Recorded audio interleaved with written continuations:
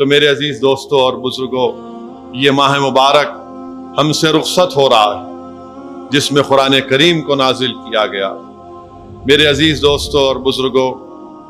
میں آپ کے سامنے یہ عرض کرنا چاہ رہا ہوں کہ عالم اسلام، ملت اسلامیہ ایک نازک ترین دور سے گزر رہی ہے۔ یقیناً ہم نے دین اسلام کی تاریخ میں ہم نے کئی نازک وقت کو دیکھا اور بڑے سور آزما حالات کو بھی ہم نے دیکھا۔ ہم نے حیات اور موت کے کشمکش میں ہمیشہ ہم نے اولاد آدم کو ساحل حیات پر لا کر چھوڑا، اور جو کتاب ہمارے نبی محمد مصطفیٰ صلی اللہ علیہ وسلم پر اللہ سبحانہ و تعالیٰ نے نازل کی، جو رسول اللہ صلی اللہ علیہ وسلم کا معجزہ عظیم ہے، اس کتاب کے قرآن کریم کے پہلے سورہ بقرہ میں اللہ سبحانہ و تعالیٰ فرما رہا ہے، جس کا مفسرین اکرام نے اس طرح ترجمہ کیا کہ اللہ سبحانہ و تعالیٰ ہم کو خوف سے آزمائے گا، اللہ سبحانہ و تعالیٰ ہم کو بھوک سے آزمائے گا، اللہ سبحانہ و تعالیٰ ہم کو ہماری لہلاتی کھیتوں کی بربادی سے آزمائے گا، اللہ سبحانہ و تعالیٰ ہم کو ہماری اولاد سے آزمائے گا۔ اور جب ہم نے اللہ کو اپنا رب مان لیا اور محمد مصطفیٰ صلی اللہ علیہ وسلم کو آخری نبی مان لیا، اور آپ کے بعد کوئی نبی نہیں آنے والا، ہم ختم نبوت کے اقرار کرنے والے، ہم نے حق کو مان لیا، اور حق کو ماننے والے ہمیشہ آزمائشوں کو اپنے گلے سے لگاتے ہیں۔ حق کو ماننے والے ہمیشہ آزمائشوں کو اپنے گلے سے لگاتے ہیں، کیونکہ اگر ہم سیرت النبی کا مطالعہ کریں گے، اگر ہم علماء اکرام کے پیروں کے پاس بیٹھ کر رسول اللہ صلی اللہ علیہ وسلم کی سیرت کے واقعات کو سنیں گے، تو جب رسول اللہ صلی اللہ علیہ وسلم نے اعلان حق کیا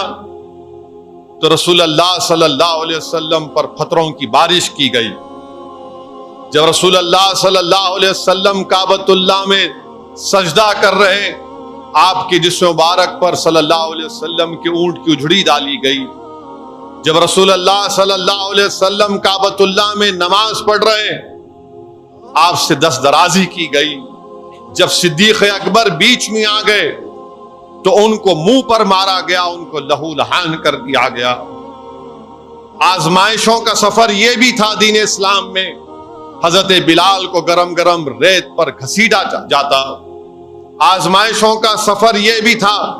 کہ حضرت عمار بن یاسر کے پیٹ کے اوپر گرم پتھر رکھ دیے جاتے۔ آزمائشیں یہ بھی ہوئی ہم سے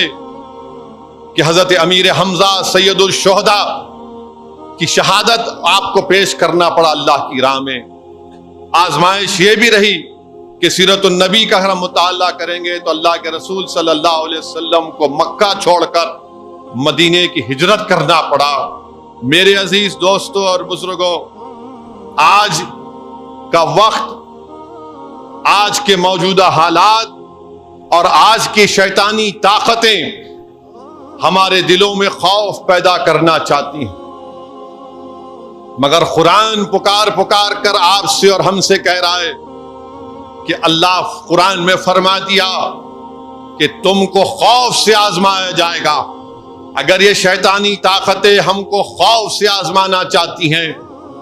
تو ہم ان کے خوف سے ڈرنے والے نہیں ہیں۔ کیوں؟